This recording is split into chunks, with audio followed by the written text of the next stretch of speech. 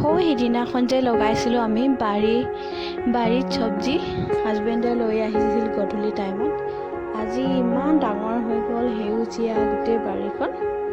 সঁচাকৈ চাবলৈ বহুত ভাল লাগিছে। লগতে ঘৰত জৈৱিক সাৰ দিয়া পাচলি কেইটামানো খাবলৈ পাইছোঁ।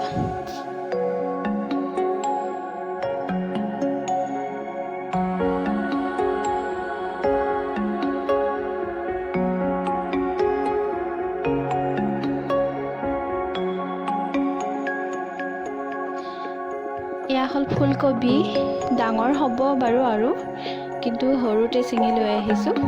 এয়া হ'ল ওলকবি, ডাঙৰ হৈছে।